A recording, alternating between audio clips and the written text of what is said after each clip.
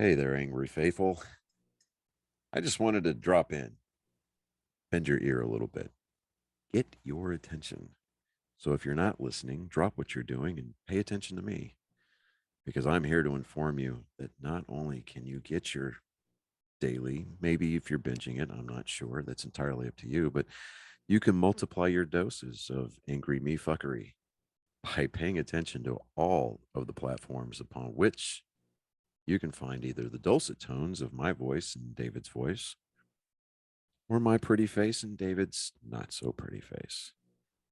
Anyways, digressing, we we are on YouTube, we are on Spotify, we're on Rumble, we're on Google, Apple Podcast. We have a TikTok page. We're on Twitter, Instagram, and of course Facebook. So if you find yourself fuckery deprived, curl up with a nice hot mug of shut the fuck up and just listen. Open those ear holes and be prepared to be cream pied like it's the first time. Thanks for listening. Dun, da, da, da, da, da, da, da. Welcome, Angry Faithful, today on Psychos and Sociopaths. It's going to be a weird episode. We're going to go over three things in the news that is about murder that we found out. We didn't. It's one of there's short ones, but they're interesting cases nonetheless. Our first one's going to be Alex Ewing. Ewing. Oh, okay. Dyslexia. Yeah, Alex Ewing, guilty of killing Patricia Smith in early 1984. The result of the trial following Ewing's conviction in August of 21 for killing three members of the Bennett family with a hammer less than a week after the Smith slaying finally closes the book on cold cases that lingered for nearly 4 decades. Now, according to Westword.com, Westword included the Bennett tragedy in a 2013 roundup of cold cases published on the National Day of Remembrance for Murder Victims. The account of the case shared on the Families of Homicide Victims and Missing Persons website noted that Bruce Bennett had married his wife, Deborah, before joining the Navy, where he served at Pearl Harbor between 76 and 80 as a sonar analyst. Now, upon completion of the service commitment, the couple moved to Aurora, being Colorado. There, Bruce worked at a family-owned furniture store and helped Deborah raise their 2 daughters. Now, they led a very quiet life, but isn't that normally the case? And Constance Bennett, Bruce's mother, they worked hard and stayed home at night. But she added that Bruce had enrolled in a local college where he trained to be an air traffic controller with an eye toward landing a job at an airport in the area. Now, these dreams came to a shattering end on January 15th of 1984 between midnight and 6 a.m. An intruder entered the Bennett home, according to Marvin Brandt, an Aurora police homicide detective who investigated the case up until his retirement in 2002. It was a blitz attack for no reason. Investigators believed Bruce confronted an attacker on the stairs. Deep gashes were later found on his arms and body, and blood was found up and down the staircase. The following morning, Deborah's body was discovered in her bedroom, while 7-year-old Melissa was found in her bed. The younger daughter, Vanessa, then aged 3, was in bed when her grandmother came to the house and discovered the carnage. She survived the attack despite having a shattered jaw and pelvis, among other horrific injuries. She had been sexually assaulted, as had Melissa. More than 500 people were questioned during the initial phase of the investigation into the Bennett family killings, and while no arrests were made, detectives never stopped looking for the person responsible. In 2002, the Aurora Police Department even obtained an arrest warrant for the still unknown killer based on DNA, a first in the state of Colorado. Then, in 2010, there was a new twist. Aurora police announced a DNA link between the Bennett slayings and the murder days earlier of Patricia Smith, a 50-year-old from Lakewood, whom authorities described as an outgoing, friendly, sophisticated woman who had recently started her own interior decorating business. The homicide took place between the hours of 1 p.m. and 3 p.m. on January 10th, 1984, in Unit 5 of an apartment complex located at 12610 West Bayard Avenue. Smith, too, was beaten to death with a hammer and sexually assaulted. 6 years later, in 2016, the APD used age-progressed DNA phenotyping, a technique developed by Parabon Nanolabs and dubbed Snapshot.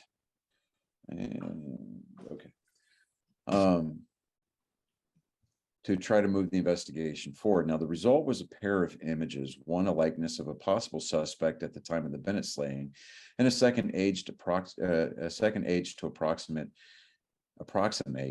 his appearance in 2016. Neither of those illustrations bore more than a slight resemblance to Ewing. After the flurry of activity spurred by the snapshot pics quieted down, the Bennett case slid from the headlines again.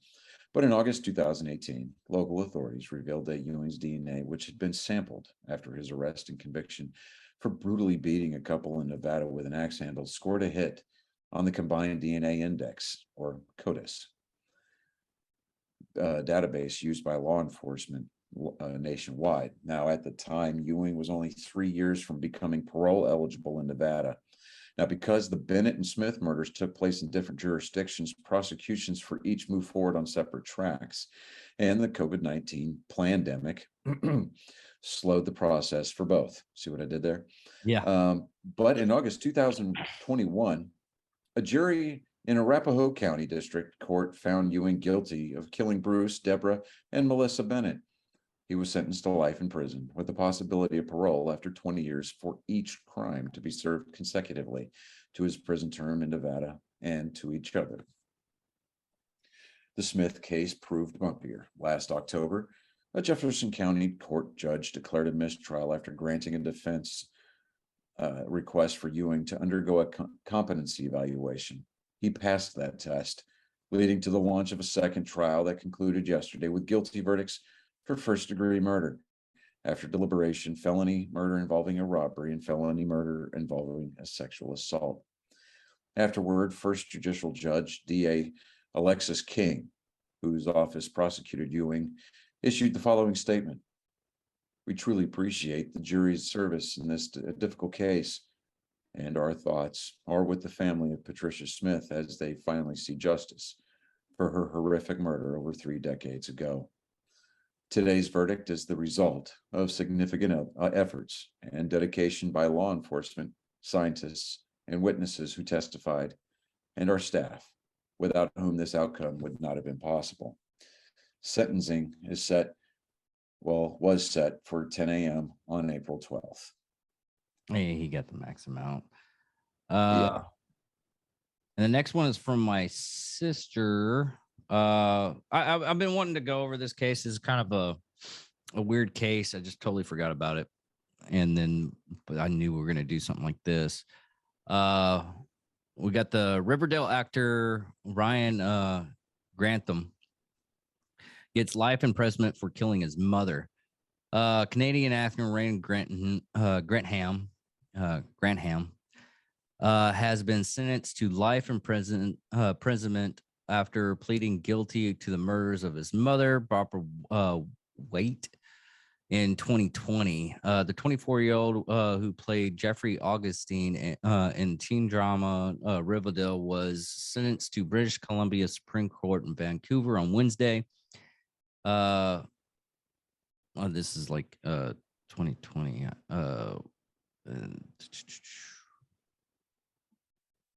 This is the reason why we look at stuff. But anyways, I'm reading this. This is yeah, it's fucked up. He pleaded guilty for second-degree murder after having initially been charged with first-degree murder. Prosecutors said he had also plotted to kill the Canadian Prime Minister Justin Trudeau. Trudeau, the socialist Trudeau. Trudeau. Grantham admitted to shooting his mother in the back of the head as she played piano in their home north of Vancouver, the courts heard.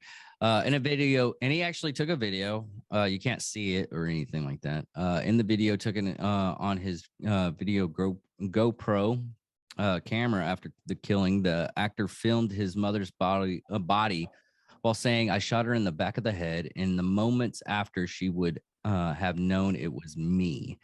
After drinking beer and smoking marijuana for hours following the murder, he packed a car with 3 guns, ammunition, and 12 Molotov cocktails. He was really going for this motherfucker. He had made, as well as camping supplies and directions to Mr. Trudeau cottage residence. He drove roughly 200 kilometers. I don't know the American shit for that. It's probably what, like 150 miles. 30, something like that. Yeah. East of the town of Hope before turning around and driving to Vancouver police station, where he told the officer, "I killed my mother." The court also heard Granholm had considered committing an act of mass violence at Vancouver's Lion Gate Bridge, or Simon Fraser's University, where he had been a student, enrolled before turning his car around and handling himself in. Former child actor Granholm appeared in 1 episode. He only played 1 episode in Riverdale, and he's like, "Oh, Riverdale, blah blah blah." He was also featured in Supernatural. He was in Supernatural. He also starred in Diary of a Wimpy Kid. Yeah, but they went with the Riverdale one because I guess that's more current. That's what everybody is gonna know right now. Yeah, Right. You know, everybody's like, "Oh, he was in Riverdale. Oh my god." he was only in it for fucking 1 episode. He was a walk on roll, no speaking. he was probably like in the back. He was that actor that goes, "I'm getting my big break, Mom. What's your role? I get to play corpse number 2 in an episode of CSI." But they keep the sheet over him so you don't actually see it's him. Right. Yeah. Right. So you see my hand move? That was me. Fucking hell. If you look real close, you can see me breathing. It was an episode about zombies, I swear. That was my motivation. Gratham has been in custody for the past 2.5 years. Law enforcement officials in Vancouver told Deadline that Deadline, that's actually, Deadline. Okay, I get it now. It has been participating in a mental health program since his arrest. During the trial, his lawyer argued he had been struggling with anxiety and critical depression and had expressed a desire to kill himself and harm others in months leading up the investigation. He will not be eligible for parole for another 14 years after his sentence. That's such a cop-out, though. Like, who isn't suffering from anxiety and clinical depression now, especially after, like you said, the pandemic? The last 2 years have fucked everybody up. Like, come on. Oh, yeah. I did it like every time I woke up. I was like, guns right there. Say it. Like, that's, and then, oh, well, it's, excuse him. He had very good reasons for doing what he did. He was sad. Fuck you, John.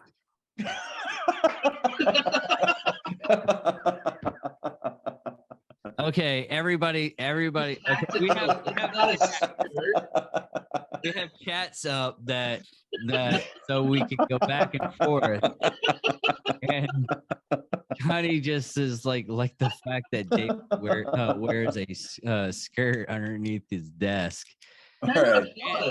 So we were talking about the cop out, and I was like the fact that David wears a skirt under his desk. It's God damn it.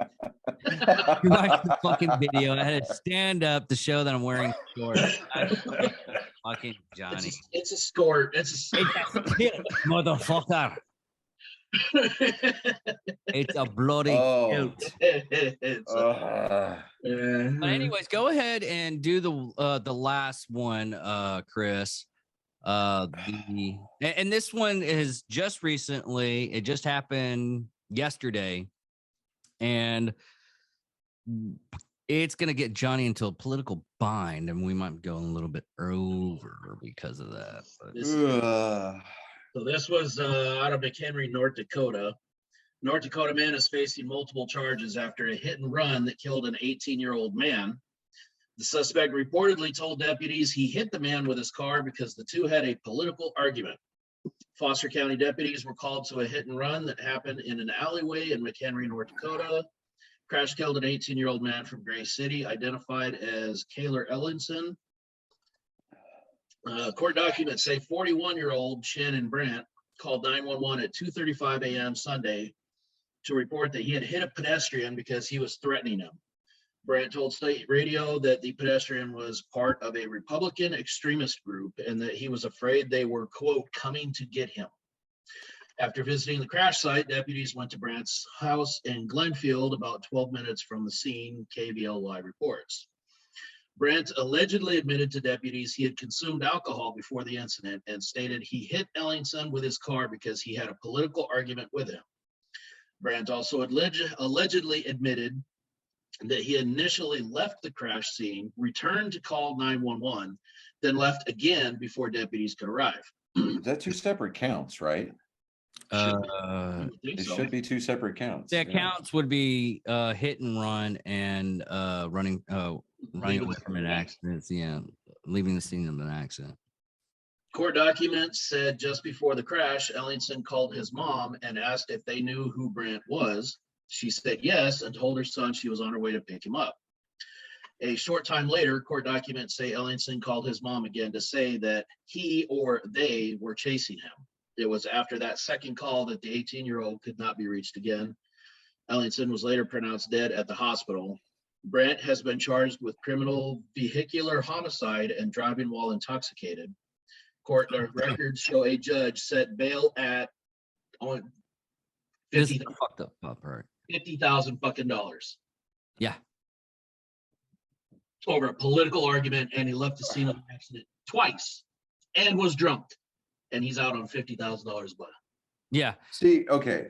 Well, the whole thing, right. the skinny on this though, before we get Johnny started, we will get his engine revved up a little bit more. Yeah. It was a Trump. What the guy actually said, what this article didn't put in there, was the basic fact of it was a Trump bumper sticker that the guy that was having an argument, and he was a liberal Democrat, and this is the guy that was drunk and ended up killing the kid. 41-year-old, yeah, the 18-year-old, grown ass man. the 4-year-old, 1-year-old. Ended up getting in the argument, killing this kid because he was a Trump supporter. And we went over, I've gone over like 3 different fucking things. This is actually the nicest one. And because of the reports, it was actually in the area, they didn't give it up what kind of thing was.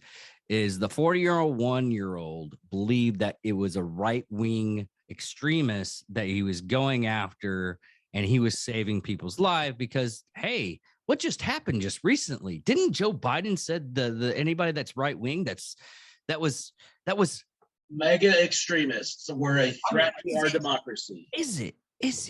I mean, I can honestly. This happened like within. Johnny's revving up. Yeah, what was it? Like 2 weeks before he had this speech, and then this guy goes and kills a dude. I knew this was gonna happen. He didn't even have any proof other than a bumper sticker.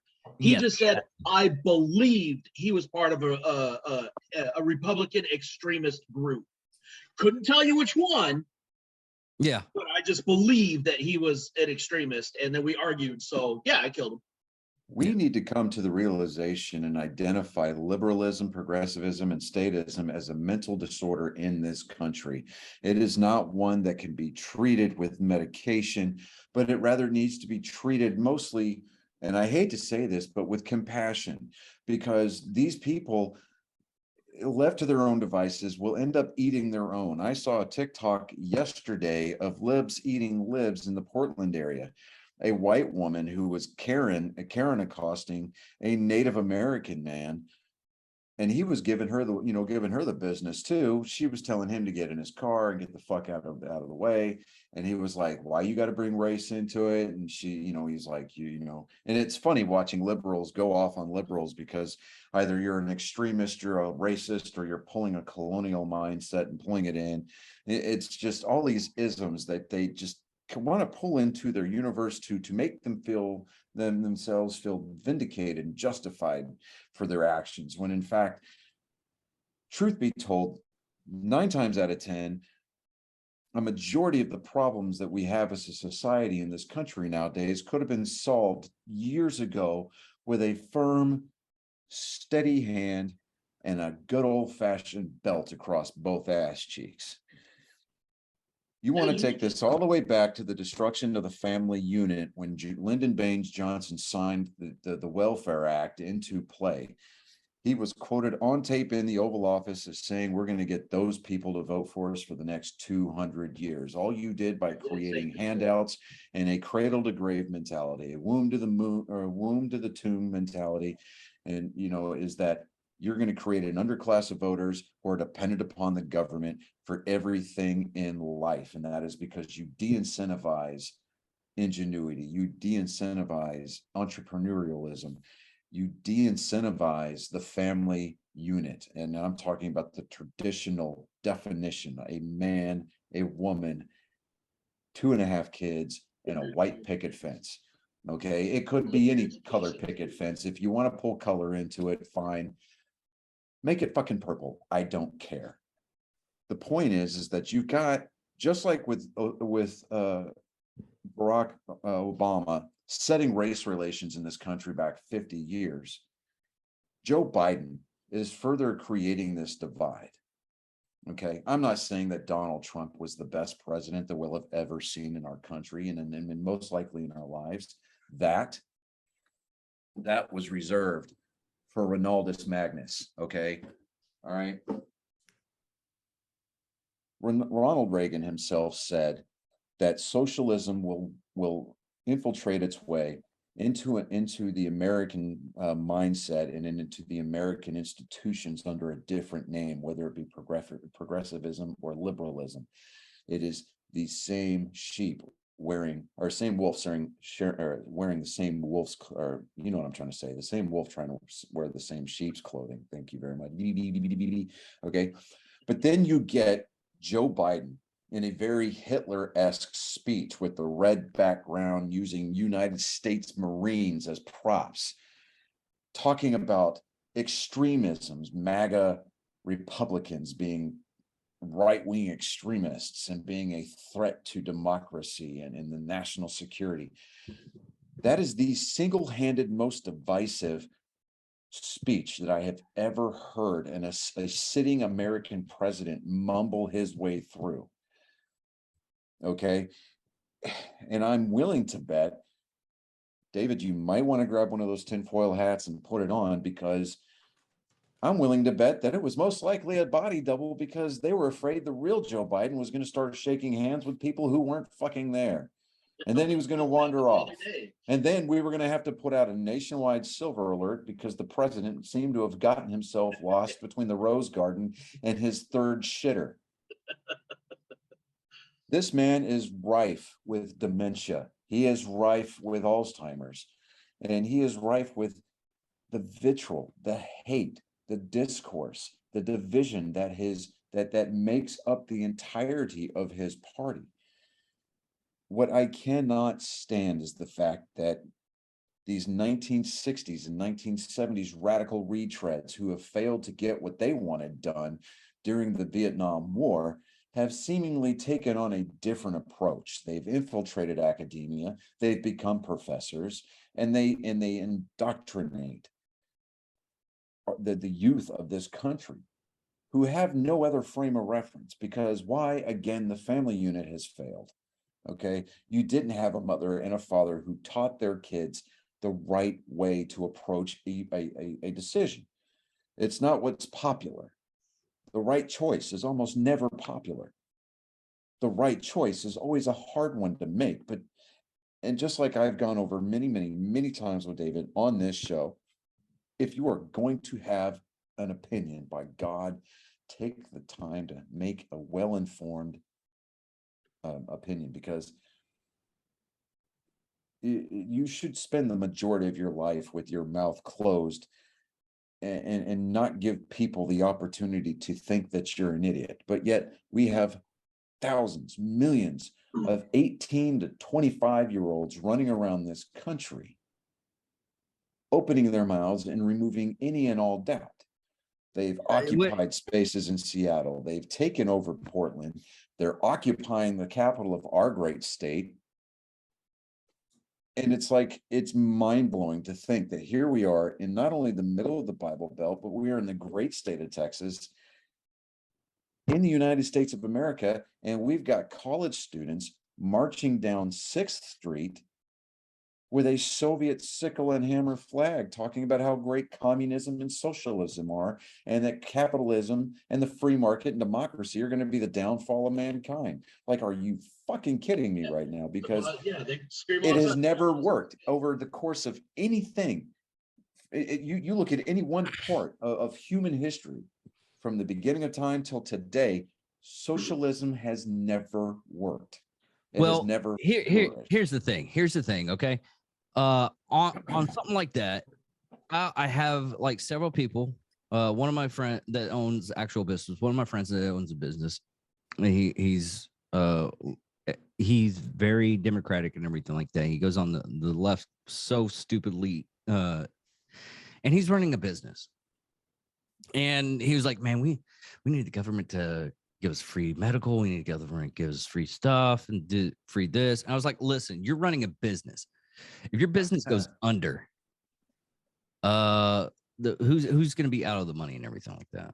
Well, it's just going to be me right now. Okay, if you own this business and you actually started having employees and everything like that, and at no point in time did you actually, come up with a plan to basically make a newer product so you can keep, escalating or keep up with your storage, with basically your production and everything like that.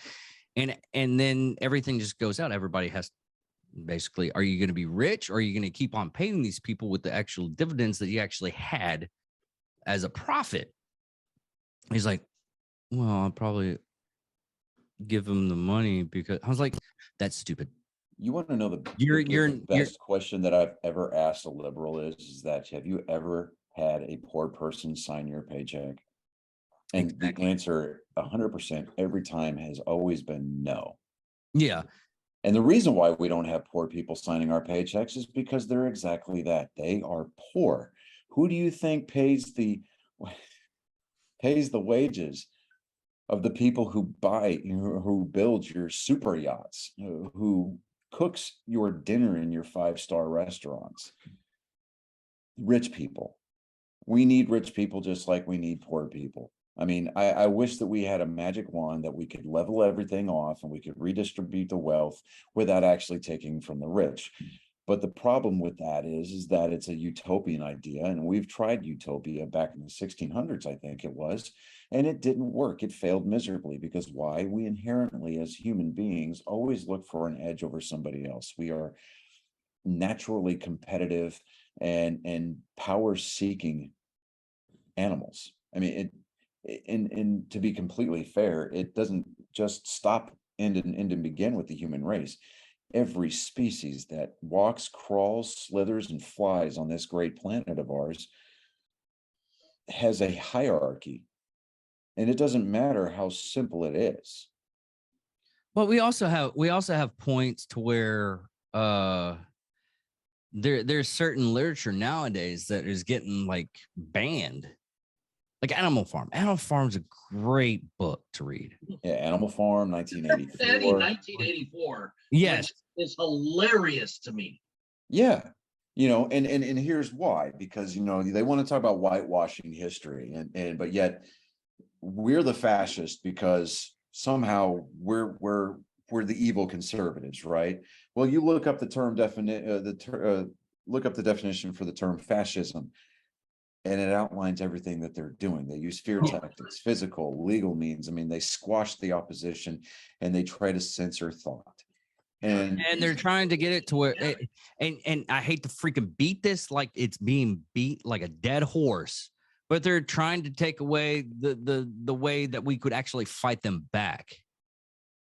And yeah, and it all goes to them trying to institutionalize their breaching of the constitutional firewalls, yes. you know. And literally they're literally saying on live TV that we're trying to get around this stuff. Yeah. I've heard college students on TikTok that are screaming, burn the Constitution. The Constitution is a failed document. It's because the Constitution stands in their way and prevents them from doing exactly what they want to do. Yeah. That's the only thing that's keeping them in check right now. I remember listening to Mark Levin, and he was talking about the Rules for Radicals. It's a book written by Saul Alinsky. Yep. I have not purchased a copy of this book. I won't even so much as go to the library and check it out, because I don't want to give this guy's estate any royalties. That's the right word.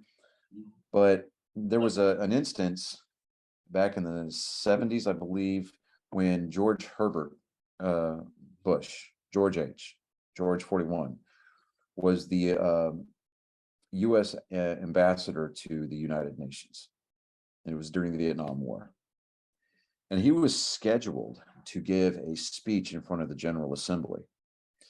Well, you got all these anti-war protesters out there picketing and everything like that, and envoys and diplomats and representatives from the different countries are just walking through their picket lines and not paying them any attention. Saul Alinsky comes up and he said, you guys trying to protest? And they're like, yeah, like, fuck the war, blah, blah, blah. He says, well, you're going about it all wrong. He says, what I need you to do is dress up like Klansmen and go sit in the gallery or the galley up top that overlooks the assembly floor. And every time Bush stands up and says anything about the war in Vietnam, you get up and cheer. And that's what they did. And it ultimately turned the international opinion about the United States operations in Southeast Asia,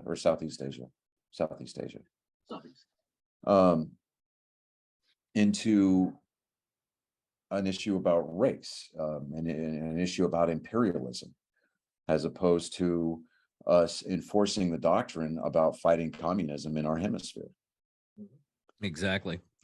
And it did more to damage the international support for the U.S. war in Vietnam than anything else. I mean, more than the Kent State shootings, more than the March on Washington, more than anything that these, beatniks, I mean, even more than Woodstock would have even hoped to have imagined.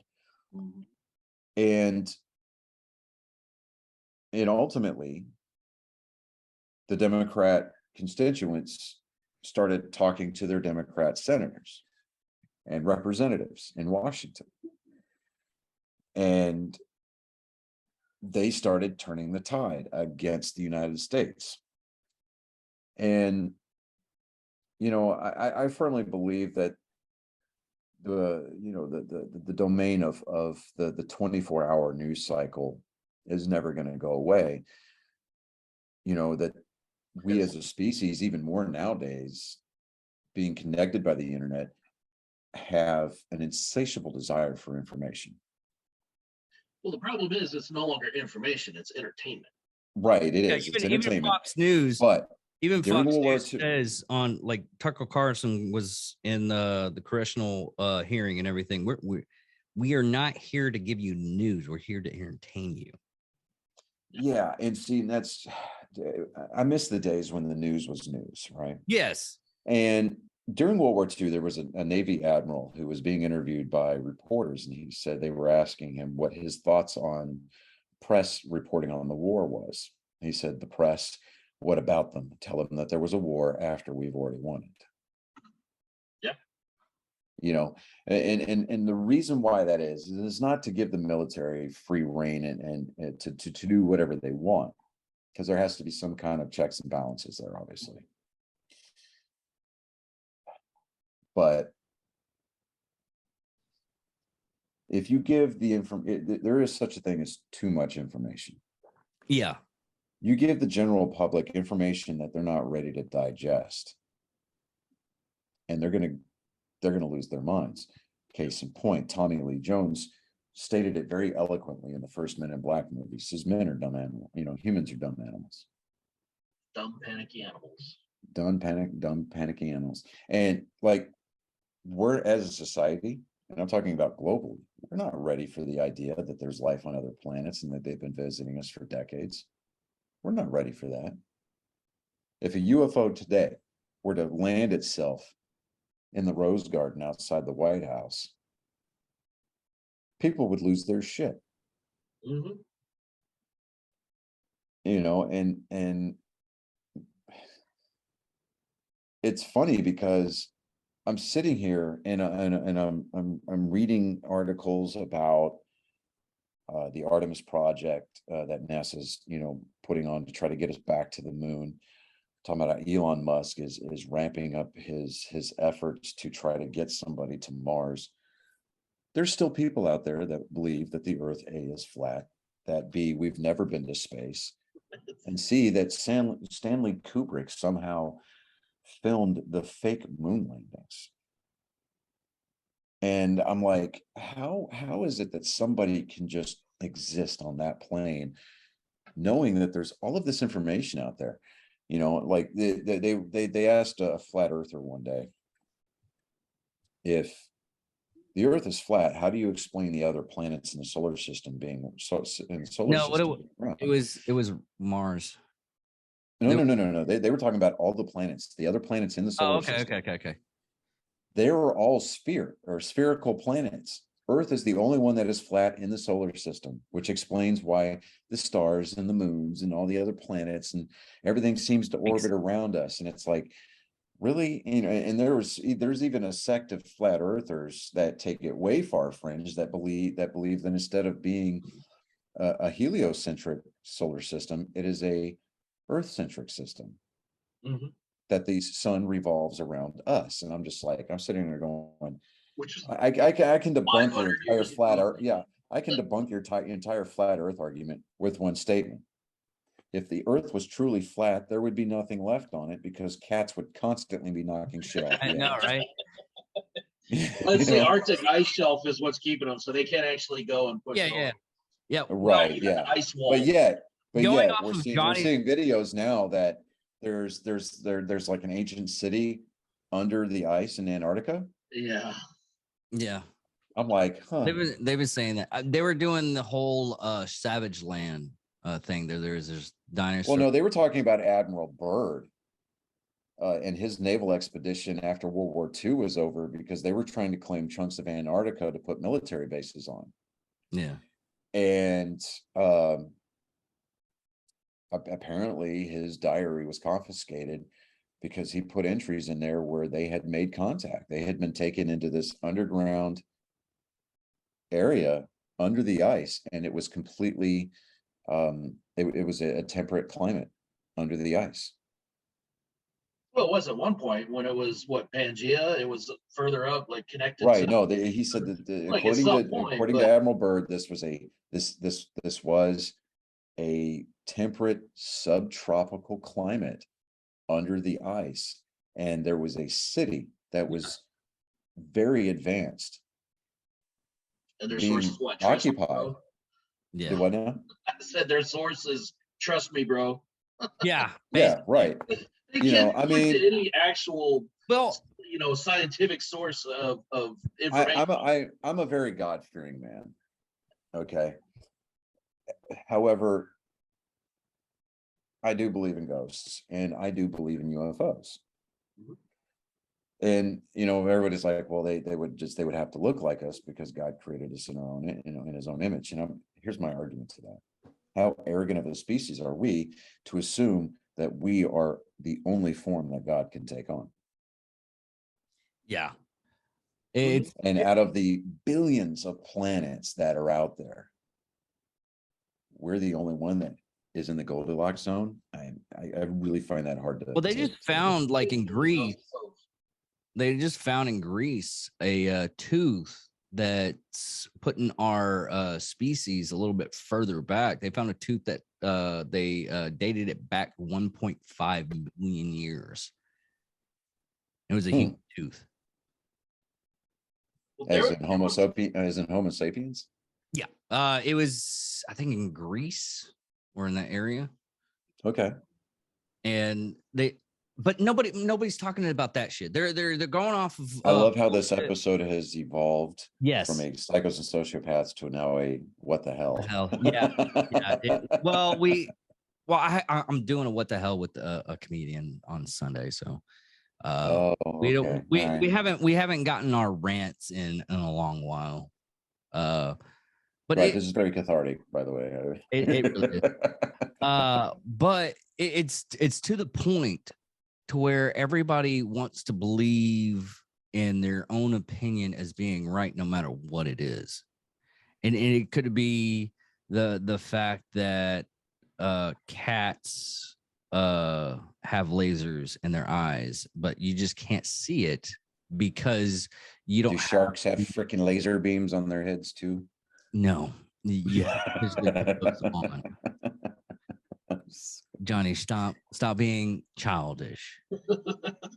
Oh, you're right. Cats, though, they have laser eyes, And you just when can't they see sit on it your in- chest at night, they suck your soul. Right, I got you. Yeah, I've seen a movie about that. Right, yeah.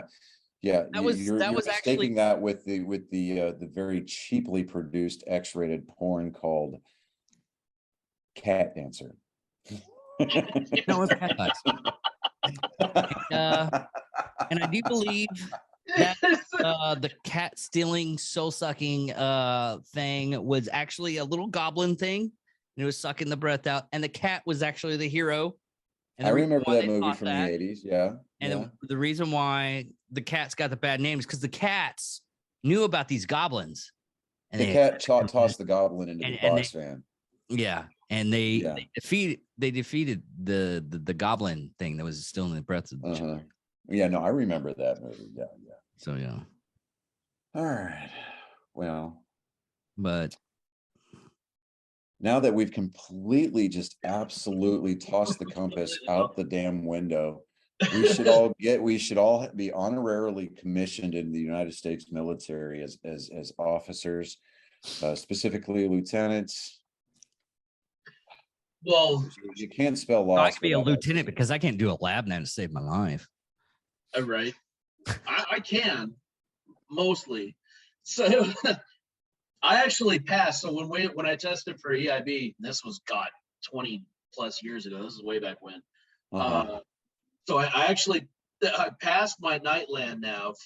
I missed my first stop, but I got my second and third one correct. And they still to this day can't figure out how I did that because you get your azimuth off your first. You got to get your first one right to get your correct one. So I don't know how I missed my first one, but got the second and third one correct. Did you earn your EIB? I didn't. I ended up. It hurts. I know it hurts to admit it. What's I've it? got mine. I was no only go. One so I no was go. And only you want to 3 know years. where my one no go came from? And it was some bitch ass grader at that station. It was ACE report. Okay, yeah. Or no, it was assault report, right? Like, they had this notional scout unit walk by and you had to call it in, right? The fact that they were wearing beanie caps told me that this was a scout unit because scouts don't give a shit, right? Exactly. And so I called it in as a scout unit. Everything else was absolutely dead on. And I was like, it's a scout unit. And he goes, stop, you are no go at this time. I was like, what? And so I was like, oh no, I'm going to appeal this because this is bullshit, right? This is testing day one. And so we go to the NCOIC of that station and he goes, he called it a scout unit. Why did you no go him? And he goes, because he called it a scout unit. And he goes, it's a scout unit. He goes, he doesn't know that. Like, what? Like, and he went to go, do the whiteout thing in order to just give me a new score sheet. And he was like, and the dude was being a complete horse's ass, right? It was an E6 in charge of the station, and it was an E5 that gave me the no-go. And he goes, Staff Sergeant, if you override that no-go, I'll have to take this to battalion. And so he just looked at me and he goes, look, man, I know you want to be true blue, but dude, just take your no-go and just come back in 5 minutes and retest. I was like, can I retest now? He goes, yeah. I said, I want you to be my tester. And he goes, that's fair. So I walk over there, and the staff sergeant gave me the go, and he was and I gave the same exact SALT report. And I mean, even the guys that were in the unit that you're reporting on, they overheard the conversation. They were like, hey, we're a scout unit. Oh, good. Nice. And then dayland navigation at Fort Campbell, dude, was a breeze. You just walked the roads, right? But then you had to bust brush at night. Yeah. And they had this one depression. I swear to God, a lieutenant actually got lost out there on the night course because instead of boxing around the depression, he went into it. Good Lord. And I'm like, huh. But it was the SF. It was the 5th group land nav course, because when you get to your point, 50 meters to either side was another point. Oh, those are the worst. Right. So you're sitting there going, I hope my back azimuth is correct. So, it had you questioning it had you questioning your entire existence. You're like, was my pace count 68 or 67? Maybe it was 69. 69. No, it was 68. I mean, I would be that guy that would be like, every 100 meters, stop, turn, and do my back azimuth. And I'm like, okay. So, I mean, it took me like an hour and a half to do the 5 points or whatever. And they gave us 3 hours to do it. But I'm just like, that's pretty quick.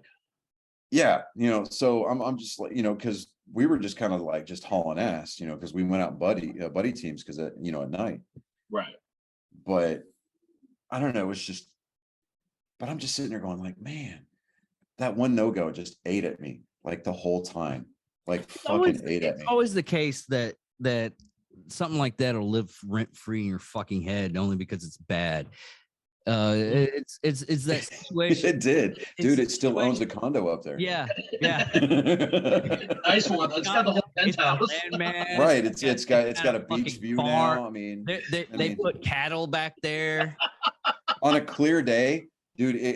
On a clear day, you can see the beach. I'm just saying. Did you know this is something I just like today? I learned this today. If you have like maybe about 3 to 4 cattle on your land, you get like a homestead. Is it a homestead, or it's something to do with you get like tax relief or something like that? Yeah, agricultural exemptions, but you got to be zoned for it, which is stupid. Yeah, but I mean, I get it. With chickens too, but it takes quite a bit more.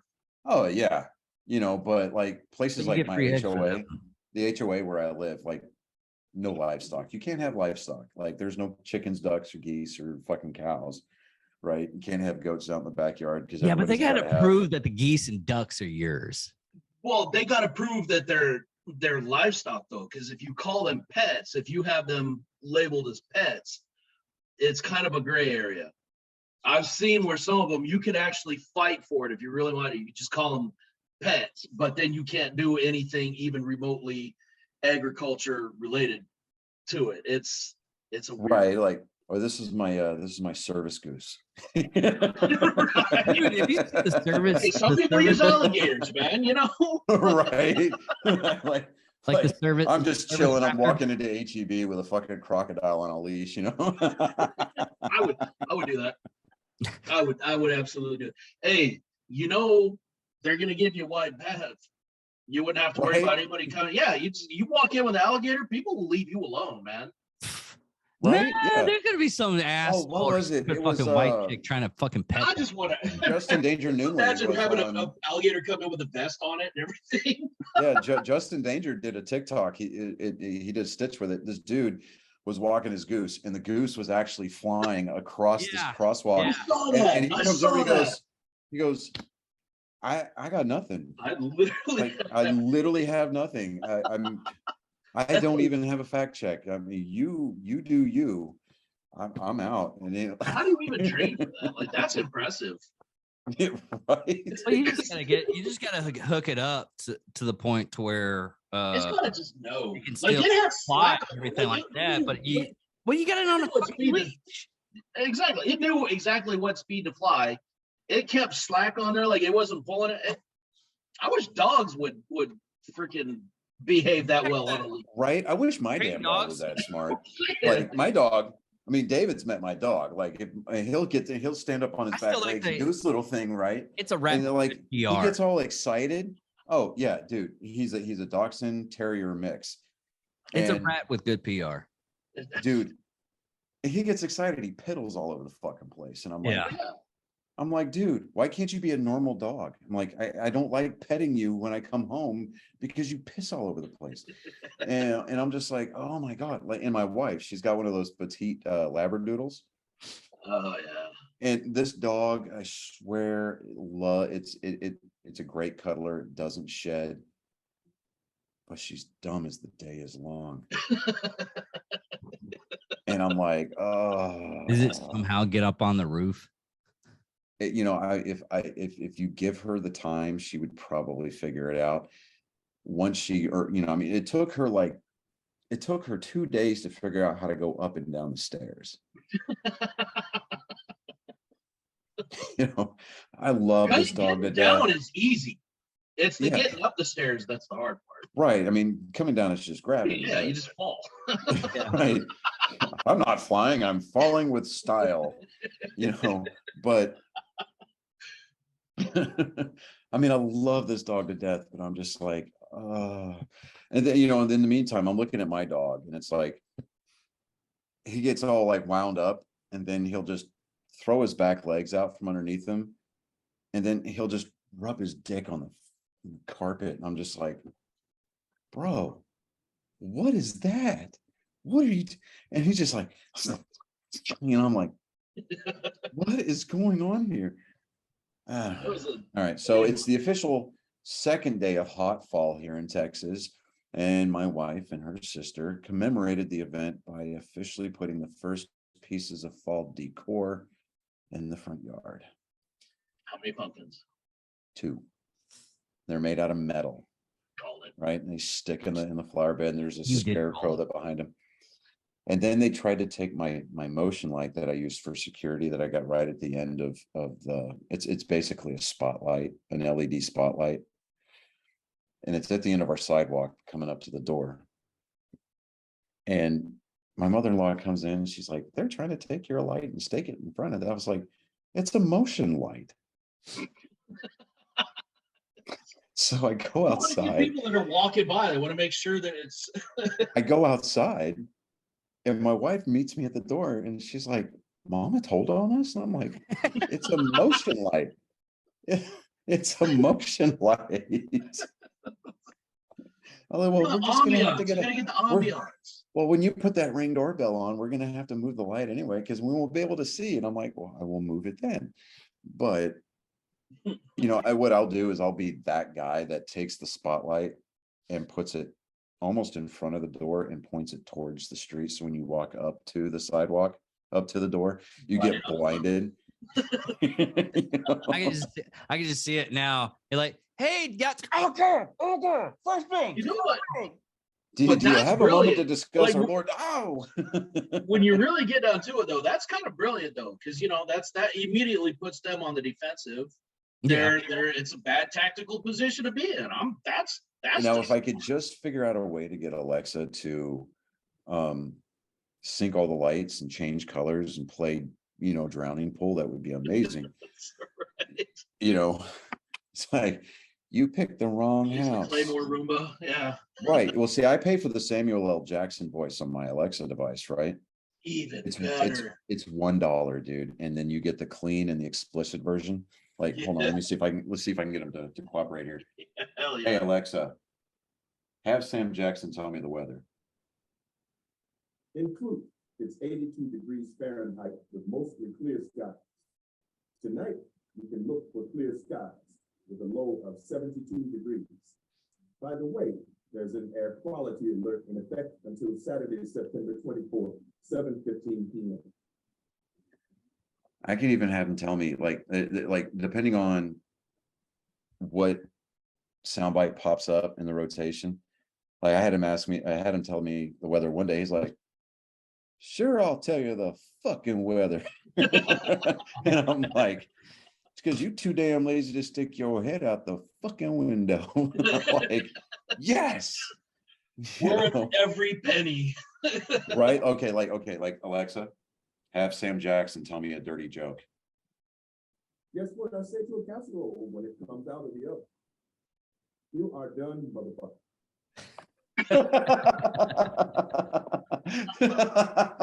Yes. Oh man. I need to get an Alexa now just because I can get that. It's almost as bad as me wanting to get like, I was like, hey, what are you going to do for home security? I'm going to build me an Ed 209. What's that?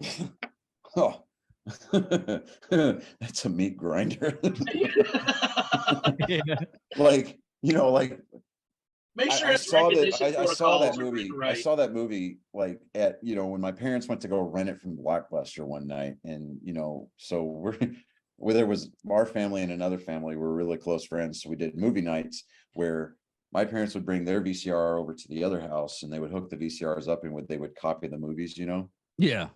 Before pirating was illegal, and That that was the one thing besides I'll buy that for $1 that stuck out in my mind about this movie was when Ed 209 turned that first dude at the unveiling into shredded beef. Yes.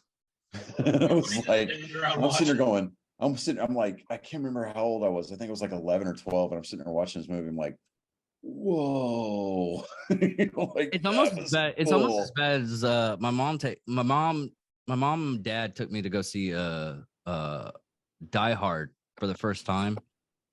And this is the first time I actually seen boobs and I can remember.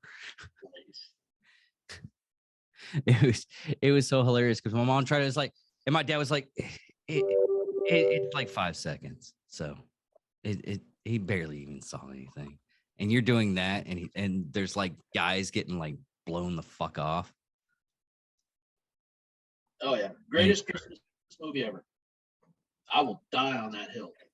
Greatest Christmas movie ever. Oh yeah, Lampoon's I don't care what Cake. Bruce Willis said at his roast. I mean, he was like, I was like, no, come on. I man. still believe Die Although Hard it will be Christmas movie. there's a close second. Do you ever see that that one with Mel Gibson, Fat Guy? Fat Man. Fat Man. There you go. Fat Man. Dude, that was a good one Oh, too.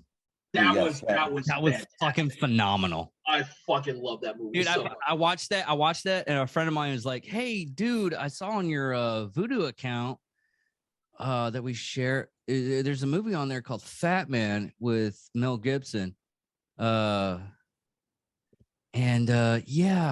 what's that all about?" I was like, "Dude, it's Santa Dude, Fat Claus, Man but was such a good movie. Yeah, it was. I mean, it wasn't like the best in the world, but like I'm sitting there, I'm like, oh, this is great. Oh, it's the Santa with greatest it. movie for what it is. Oh It yeah, is. with the budget that it had. Oh And then hell yeah! he shows up at that kid's house with a fucking eye patch, and he's like, your grandmother will not mysteriously die either, because we're watching you. And he just kind of flips the eye patch up. I'm like, that is so baller. Yeah.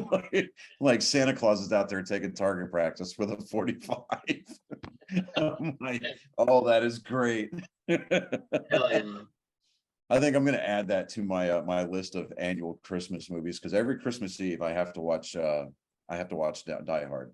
Yes, yes. So I you have know. that one on Blu-ray. It's the Fat Man. I bought it on Blu-ray because I want to be able to watch it. Well, I anytime. bought the 4K version on Vudu, and I'm like, oh, dude, yeah, absolutely. Yeah. I bought Die Hard on 4K physical, drive, but Yeah. it always came with the digital code.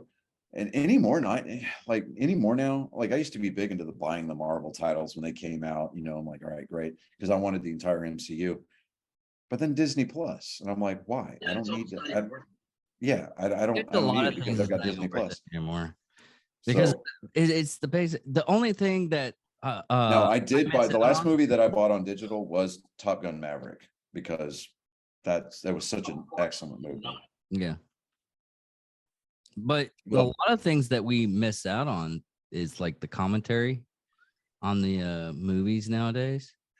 Yeah. Because if you go out, look at Mallrats commentary. There's a joke in fuck you guys. I know you're fucking texting each other, messaging each other and everything.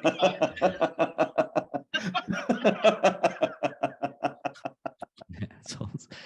Anyways, the messages between these two assholes are fucking phenomenal.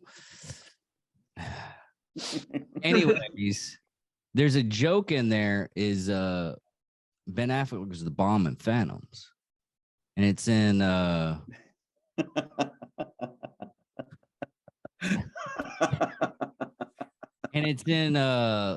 Jay and Silent Bob Strikes Back. Phantom was actually a great movie. It was very underrated. I did see it. I'm like, at the end of it, I looked at my buddy and Stuart Halverson. So shout out to Stewie, because I know he's a friend of the page. I know he's a mutual friend of you and I, David, on Facebook. We watched that movie and we looked at you. We're like, Ben Affleck was the bomb in Phantom, Joe. We're like, fuck yeah. Dude, one of the best commentaries was when Ben Affleck did the commentary for Armageddon, Yes. because he just shit all over that movie the whole time. It was him just crapping on Michael Bay, writing this shit out, and just, this is the dumbest fucking thing ever. I cannot believe that this is the only fucking plan that they would come up with. And he's like, you're telling me that it's harder to learn how to drill a hole than it is to be a fucking astronaut? Right. You know, yeah. But at the time, we're watching this movie at the ages that we're watching it. You know, we're young adults, right? We're 18, 19, 20 years old. At least I was when it came out. And we're like, this is feasible. I can see this happening, because I was in the Army then, and it was like, it would be just like the government to be like, oh, well, we don't have time to train our own people, so we're going to go out and get somebody. You know, they're going to go out and get the rattiest. But it's believable because you have Keith David and Billy Bob Thornton. You have Keith David and Billy Bob Thornton that are actually selling it. It's the only reason that you can actually pull this off. You get anybody else in there, and you'd laugh them out of the room. Yeah. Well, it's almost as bad as the actual first launch, where they were like, hey, we want a fucking window in the ship so we can see out. And they Are had you talking about the right stuff? yeah. That conversation actually took place between the astronauts and the German scientists that were engineering and designing the capsule. They were like, no window, no Buck Rogers. That line was actually said in that test hangar. Yeah. But it's so strange. It's like that's part of the government and everything. Like, God damn you guys.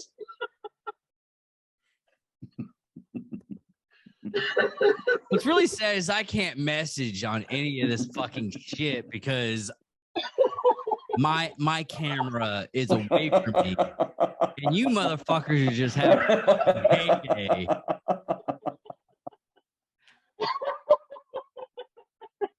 I can't get two army guys to fucking together. Two infantrymen at that. Exactly. I can't get two guys together to where what is it to the point to where y'all start acting like a fucking adults? I mean, Jesus Christ. It's been 43 years now. Okay. I'm gonna have to fucking read this shit so everybody knows what's going on. Johnny and Chris are having a conversation. Okay. Now the cop out. Okay, Let me see if I can do this with a straight face. Let me No, harness no, my- no. I got No, it. no. Let me see if I can read this in my inner mic row here. Hold on just a Okay. second. You have to start This with is when you were talking about when The your movie. mom and dad took you to go see Die Hard. I Yeah. said he was trying to think of an actual movie title. His dad actually took him to a peep show. LOL. Chris replied, and he was the star. And I replied, please, Papa, make the bad man stop.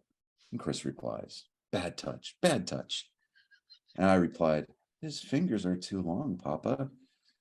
Chris replies, his mustache tickles. And I reply, but Daddy, I don't like chocolate starfish. And Chris replies, it smells like bratwurst and sauerkraut. And I replied, do you have any Grey Poupon? Chris replies, I can't believe I ate the whole thing. And I replied, the buns were a little hairy. He said my feet were dirty.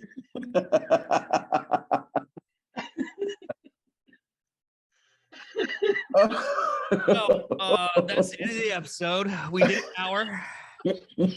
And yeah. Kind of sorry that I met either one of you. And I'm